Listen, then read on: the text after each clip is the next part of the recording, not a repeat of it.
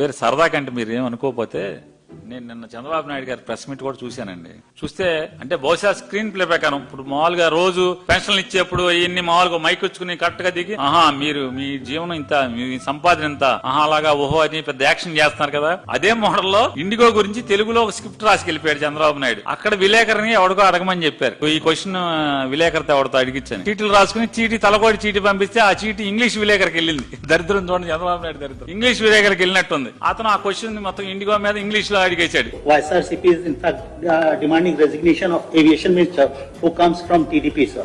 అడగంగానే ఈయనకేమో మొత్తం తెలుగులో ఉంది ఇక్కడ స్క్రిప్ట్ అంతా. తెలుగులో మొదలు పెట్టాడు చూసి. పబ్లిక్ సేఫ్టీ ఇవన్నీ కూడా ఇంట్రొడ్యూస్ చేస్తున్నారు. ఆ చేసే నెపంలో ఆడు మా ఇంకా తొంటలాగున్నాడు ఇంగ్లీష్ విలేకరి. లేచి ఇంగ్లీష్ సార్, ఇంగ్లీష్ ఇంగ్లీష్ అన్నాడు.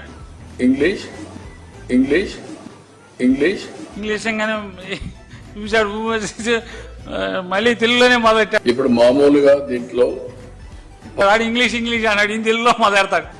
ఇంగ్లీష్ ఇంగ్లీష్ చివరికి central government will take look after, I will take after, I after అని మూసేశాడు.